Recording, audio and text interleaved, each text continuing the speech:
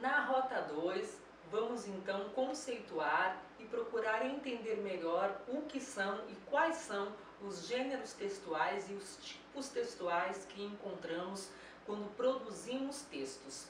As tipologias textuais, como nós vimos na parte escrita desse curso, são manifestações da estrutura que os textos exercem. Então, nós temos textos de tipologia narrativa, tipologia descritiva, tipologia injuntiva, dissertativa. Então essa é a natureza dos textos, serem narrativos, contarem uma história, serem dissertativos, procurarem demonstrar um ponto de vista, né, serem argumentativos. Os textos podem ser também expositivos, não se comprometem em revelar uma opinião, um ponto de vista, mas sim em expor um acontecimento, um conhecimento, uma informação. Então as tipologias textuais nos ajudam a entender a função que os textos exercem, a que eles estão dispostos, né? Já os gêneros textuais são tudo o que a gente faz. Todas as nossas ações de linguagem são textos, e eles podem ser orais, da fala, ou escritos. São muitos os estudiosos, os professores, os pesquisadores da área de linguagem, de língua portuguesa, que afirmam que a produção de textos está atrelada ao modo como a gente se organiza enquanto sociedade. Então, por isso nós temos as esferas acadêmica, a esfera profissional, né? Temos os textos para cada esfera do âmbito formal, informal. Então esse modus operandi de organização da sociedade em relação às ações de linguagem tem a ver então com a produção de textos, sejam eles orais ou escritos. Tudo que nós fazemos são textos, né? E os gêneros textuais são então o nome desses textos.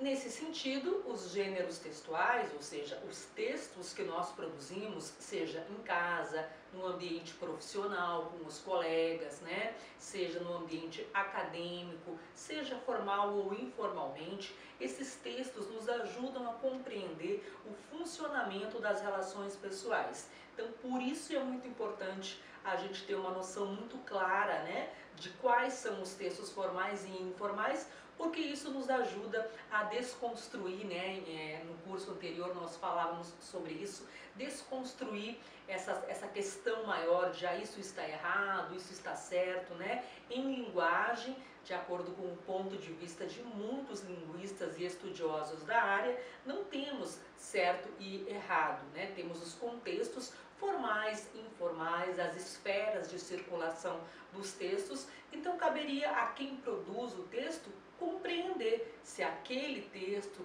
se aquela intenção está adequada ou não para aquele contexto, né? Se está adequada ou não para aquele âmbito formal ou informal.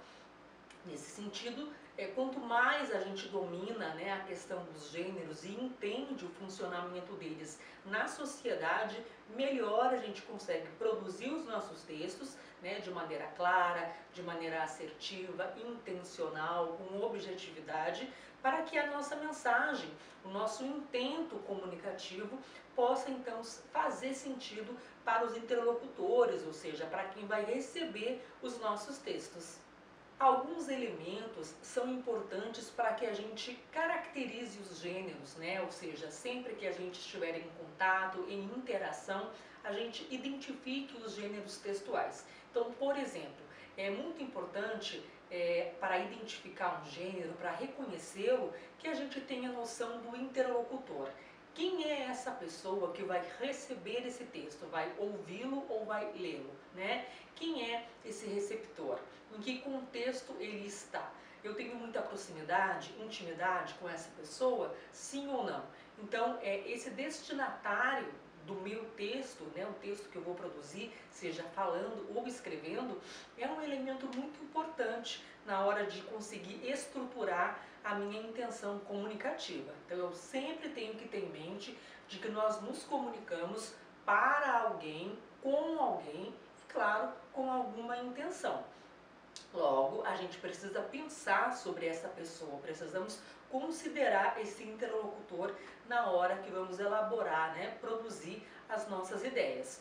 Outro elemento importante, juntamente com o interlocutor, é o contexto, né? Ou seja, essa pessoa é do meu convívio familiar, é do meu círculo de amigos, é do meu trabalho, é do contexto da minha faculdade, é um desconhecido, é a primeira vez, né, que eu vou encontrar com essa pessoa, por exemplo, numa entrevista de emprego ou para divulgar algum serviço, eu desconheço essa pessoa, e isso também é muito relevante para eu entender como eu devo me portar, né, que escolhas lexicais, que escolhas de palavras eu devo fazer para que o meu texto, né, que a minha mensagem chegue e chegue de modo assertivo, de modo claro e, claro, persuasivo, porque independente de o texto ser narrativo, né, argumentativo, descritivo, expositivo, né, nenhum texto é puramente isso, né, os textos têm sim uma intenção de convencer, de persuadir, de provocar uma adesão do meu interlocutor para as minhas ideias. Então eu preciso sim considerar quem é essa pessoa, em que contexto ela estará e eu estarei ao produzir esse texto, né?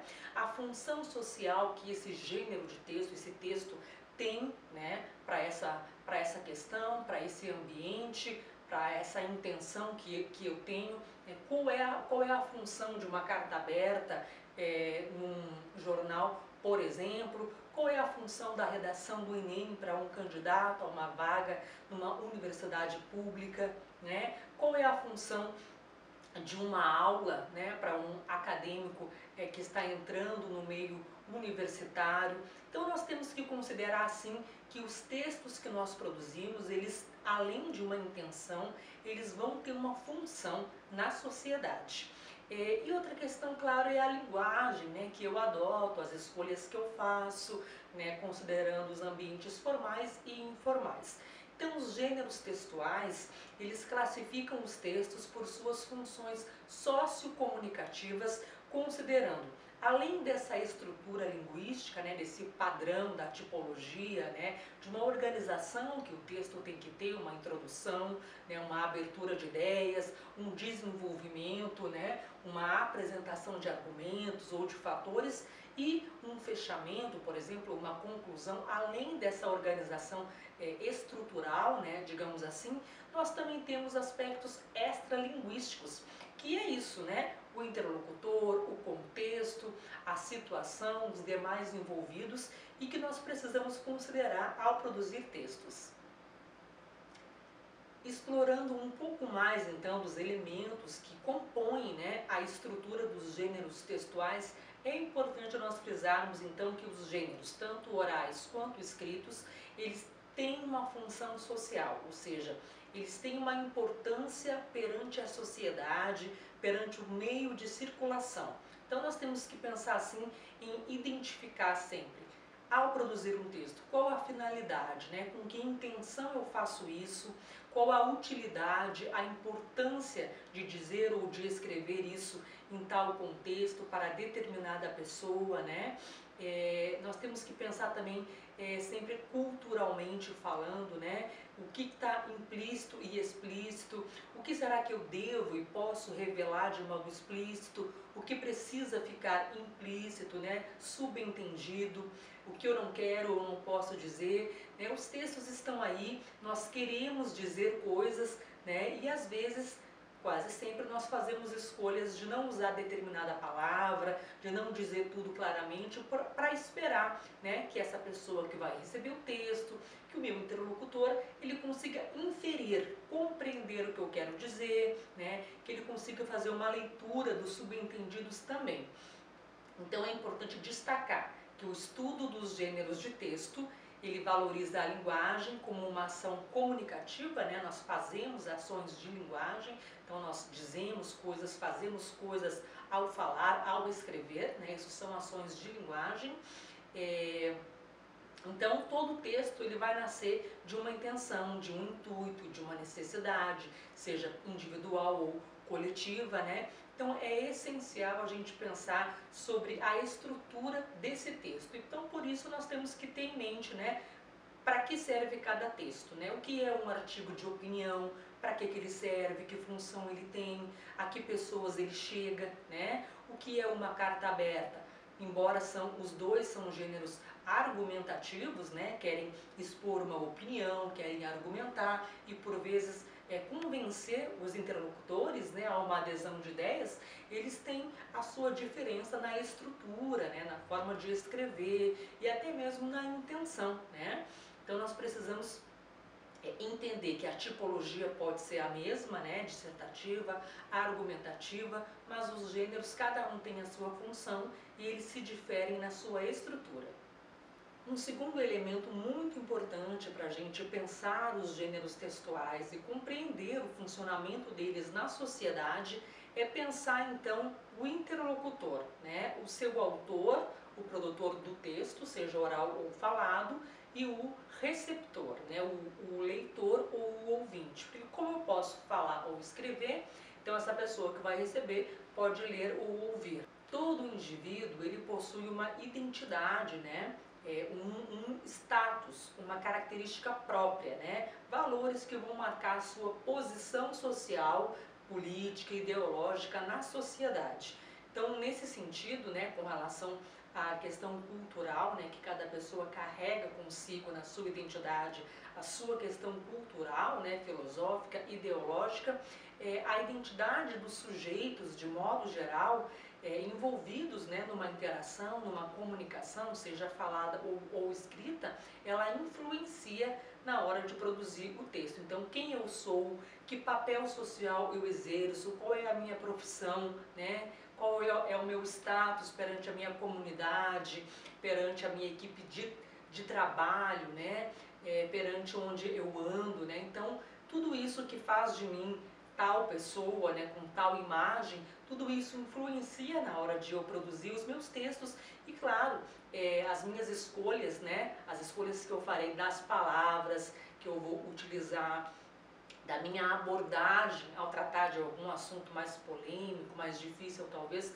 tudo isso aí vai ser revelado pela minha identidade como pessoa, pelo meu modus operandi enquanto sujeita na sociedade. Então a gente tem que pensar que é necessário considerar sempre quem está escrevendo ou falando e para quem a pessoa está fazendo isso. Isso é revelador e muito importante para que a gente entenda aquele subentendido do contexto e da parte cultural que as pessoas carregam consigo.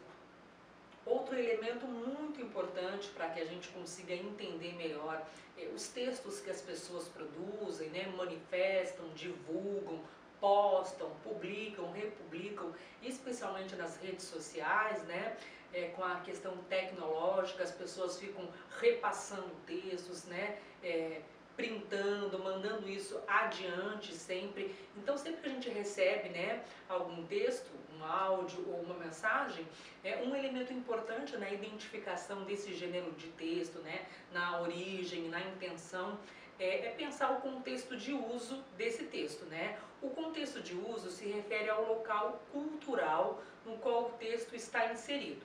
Por exemplo, uma fala dentro do contexto jurídico exige certas adequações, certos protocolos, regras, né? Inclusive na escolha das palavras, que devem ser palavras técnicas, palavras da área, né? Palavras específicas do âmbito do direito. Então isso faz parte do contexto de uso, né? Desse ambiente. Por isso há uma exigência, né, quando os textos são formais, né, de que eles se adequem ao contexto de uso, ao ambiente formal, né. De modo semelhante, outro exemplo então é a produção de diferentes falas nos mesmos interlocutores, né, a depender de estarem em um ambiente pessoal ou profissional, né, mais formal ou mais informal. Então, considerar o contexto de uso é imprescindível para identificar o gênero e caracterizá-lo, né, como tal. Então, por exemplo, numa sala de aula, né, nós precisamos também, dependendo do assunto, da disciplina, né, nós precisamos sim, né, trazer as palavras-chave da área, os conceitos, né, e padronizar esse contexto de uso. Então é uma aula de língua portuguesa, é uma aula sobre linguagem e comunicação, palavras, né, tópicos de linguagem e comunicação de língua portuguesa devem aparecer, né, faz parte então de manter aí a temática, de não fugir ao assunto, que é uma questão muito importante quando a gente produz textos, né, a nível de curiosidade, né, todo ano, né, depois que os candidatos realizam a prova de redação do Enem e na beirada do ano os resultados começam a chegar, o MEC divulga, né, o número de redações nota 1000 e divulga também o número de redações nota 0 e os motivos, os critérios que fizeram com que os corretores enquadrassem, né, como textos anulados, né, nota 0. E um dos principais motivos que se repete ano a ano é a fuga ao tema. As pessoas não conseguem produzir um texto sobre determinado assunto, mesmo que o nome, as palavras-chave, né, o comando esteja lá. Produza um texto dissertativo argumentativo sobre racismo ambiental, por exemplo. Então esse é um exercício para que a gente faça, inclusive nos momentos informais, né? Não é incomum a gente ouvir numa conversa com um amigo, com um familiar, enfim, não, mas não foi isso que eu falei, né? Não, você não está respondendo ao que eu perguntei, não estou falando sobre isso. Então pode ser uma estratégia de quem responde, né, querer fugir do assunto, claro, então desvia para outro tema ou faz uma pergunta em cima, são estratégias, né, que os produtores de texto podem aderir também, mas infelizmente tem um outro motivo, que é realmente o desconhecimento sobre o assunto, né, a incompreensão sobre o que eu preciso falar ou escrever, né, então por isso que nas entrevistas de emprego, que é outro gênero oral, né, entrevista de emprego é um gênero oral, as pessoas vão querer que você fale sobre você, vão perguntar coisas da sua experiência profissional ou das experiências acadêmicas, vão querer que você fale sobre você. E aí se você fica falando sobre outro assunto ou não responde assertivamente o tópico que precisa ser falado, isso é considerado então uma incompreensão, uma fragilidade, né, de compreensão cognitiva, intelectual e de linguagem também. Então tudo isso, né, para que a gente se atente a que cada momento, cada situação comunicativa, em cada contexto que eu estiver, vão ter interlocutores diferentes, pessoas diferentes, que vão nos exigir, né, a produção de textos de diferentes assuntos, diferentes gêneros, né, mais formais, menos informais, que nós, antes de falarmos, né, se fizemos errado ou certo, ou se alguém fez errado ou certo, a gente tem essa compreensão, essa maturidade com relação às instâncias de linguagem para compreender se o gênero produzido estava adequado ou não, se o contexto era formal ou informal, estava ok ou não, se o assunto que deveria ser tratado, né, em reuniões de trabalho, isso acontece também bastante, se o assunto em pauta foi discutido, né, se houve evasão, houve fuga, se as pessoas não trataram. Então isso nos ajuda a ter uma leitura, uma compreensão das situações de comunicação. Então o curso aqui tem esse intuito, né, de que a gente, na trilha da comunicação, a gente literalmente vai descobrindo os caminhos para se comunicar melhor e se fazer entender.